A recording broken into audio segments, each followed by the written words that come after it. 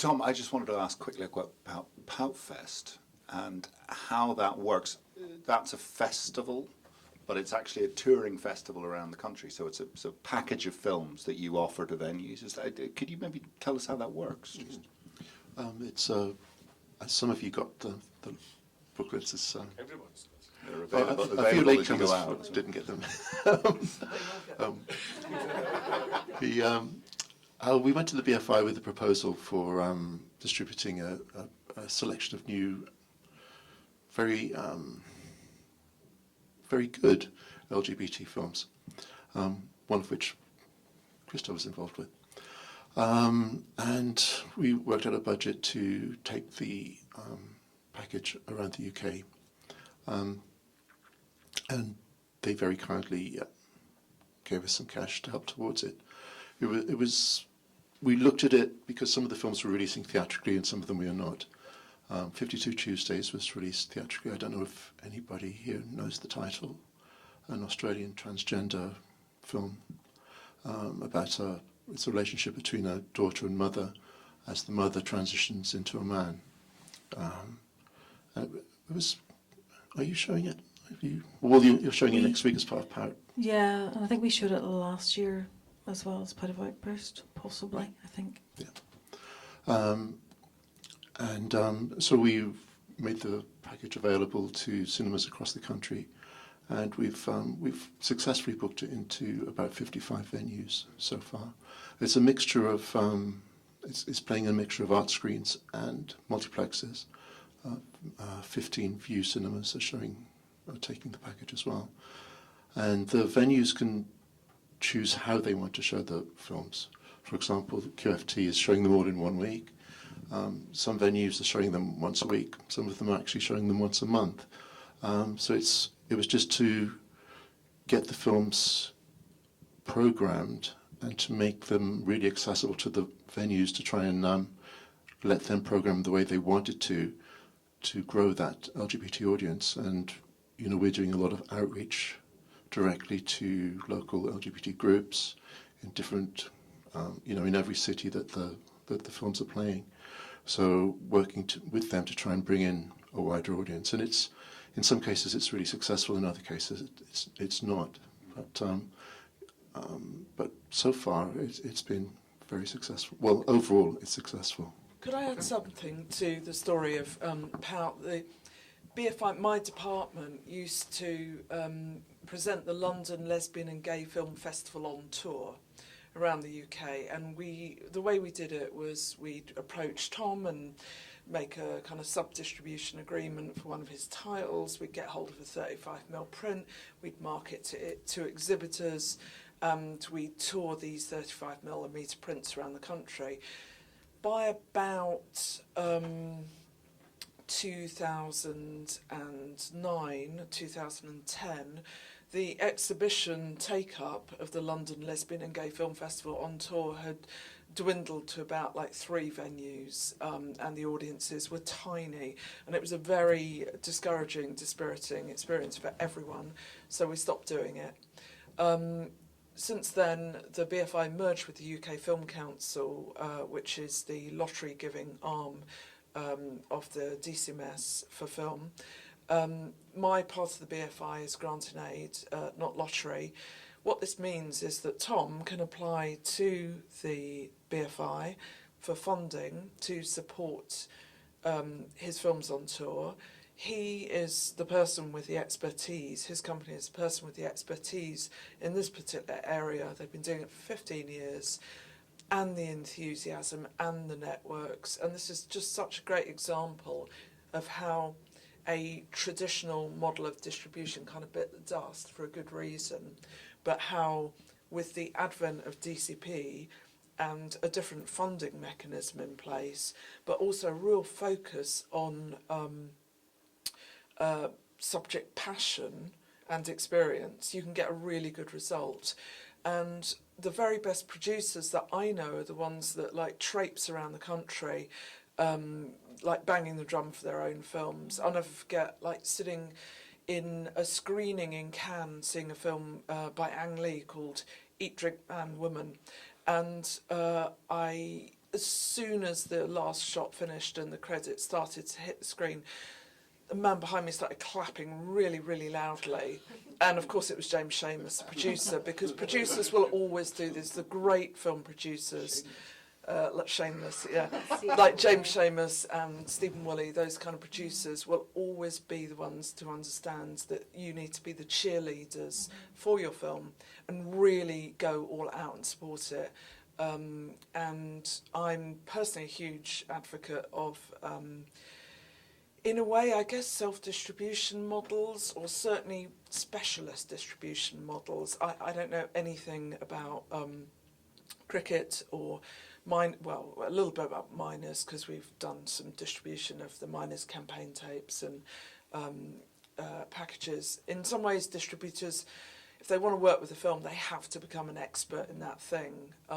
But I think so often the marketing out to local interest groups for the subject matter, particularly for a documentary which, with the best will in the world, is not going to be of the budget and the production standards of a independent or studio fiction feature, which to me demands to be in the cinema.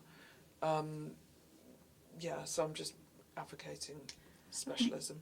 Can I just add to that, that I think when it works well, it really is a partnership, I think, between, well, certainly from the cinema perspective, between the venue and the distributor. So for instance, we've shown Peccadillo films for many years. We've got a well-established LGBT audience, but we will still work really hard to get the films out there and, address interest groups. We've got a sold-out screening of the satellite Rocky Horror Picture Show live tomorrow night, and Tom was like, quick, you've got to make sure the Pout Fest programmes are out for that, because you've got a captive audience. So I literally just emailed our front house manager and make sure they're out. But we do a lot, I think, to get the films out to audiences as well.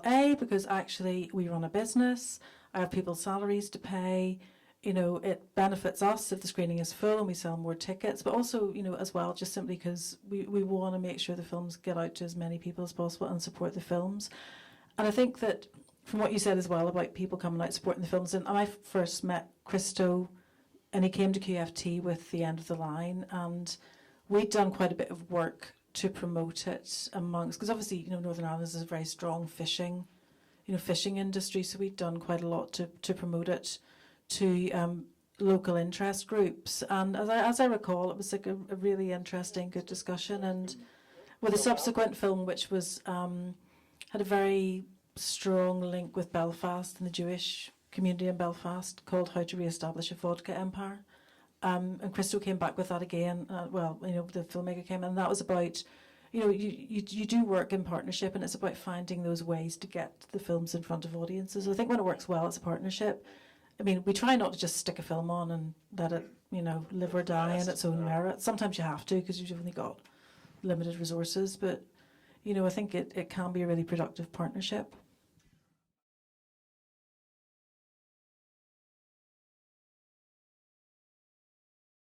The thing is that,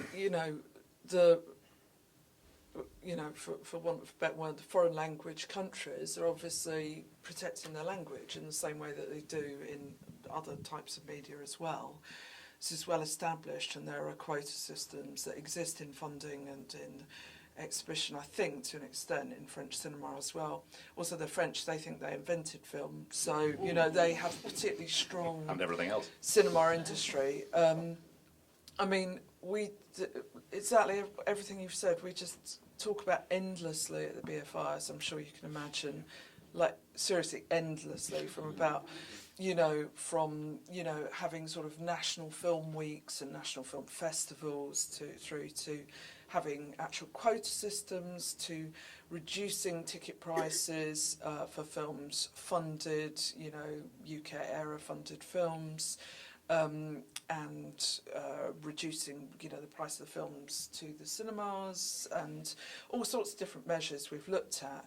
I think what the funding bodies will usually come down to is saying, we just need to make really good films. Obviously, good. The word "good" is a sort of, subjective term. I think that what we can do is certainly support film festivals and certainly look really closely at what those festivals are showing.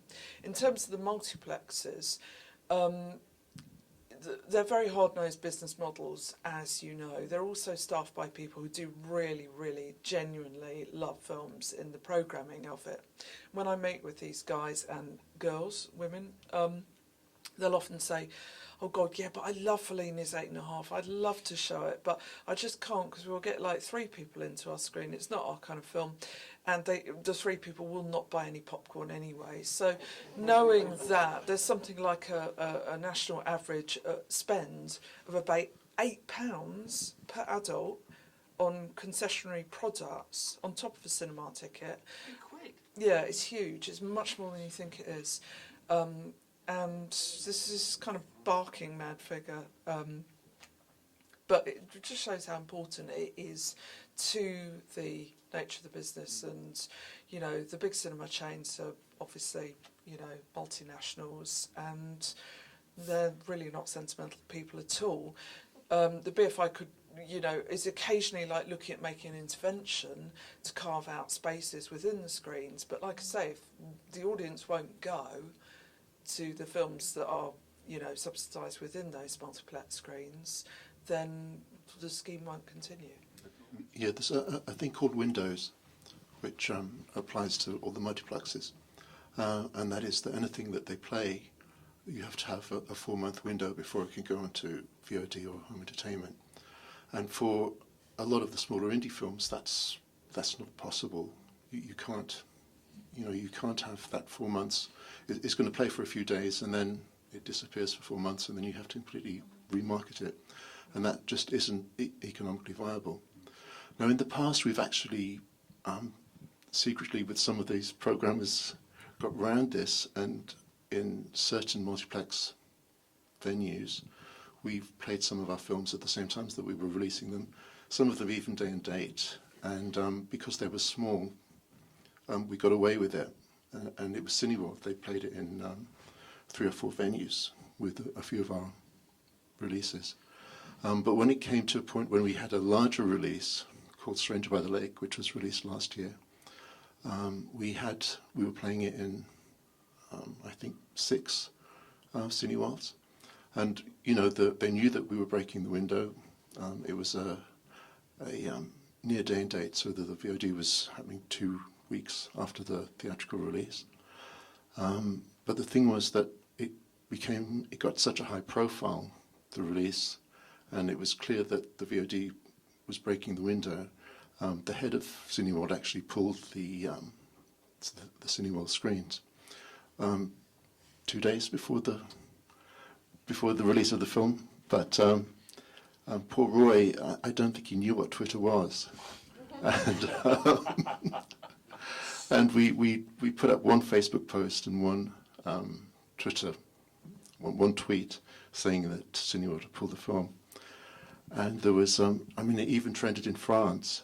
So it was a really, you know, big backlash. And then so they relented and they put the film on, and it actually sold out in most of the places that it was screening.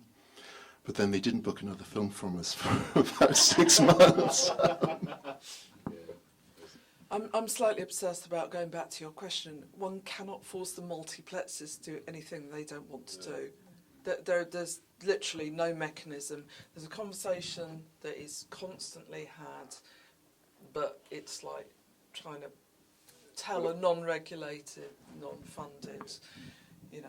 But also it's illegal to do it. The French have to negotiate with the European Union specifically for that law to be enacted. And they insist on it in every trade agreement that covers the French. I can't see the UK government doing that. Not for film, possibly. Well, yeah. Well, yeah. Maybe when the great dawn happens in 5 years. Just one thing to say though is that, you know, Hugh and I work on something called Film Hub NI, which is part of the Film Audience Network initiative funded by the British Film Institute. And one of the key goals of that is actually to try and get a wider range of films out to people across the whole of the UK. So it's not necessarily working with cinemas so much or multiplexes, but with film clubs, film societies, local arts venues, helping them to actually show a wider range of films and take more risks in terms of what they show. And I think we are gaining ground. It's a huge amount of work. It's been a fairly mammoth task. But for instance, Nerve Centre, we work quite closely with Nerve Centre. We actually had an initiative with Omniplex Cinemas earlier this year where we convinced them to show a wider, with varying degrees of success, it has to be said, but a wider range of films. Films like Ada and Yeah, the Polish film Ida, Blade Runner actually, which was not unsurprisingly probably the best attended.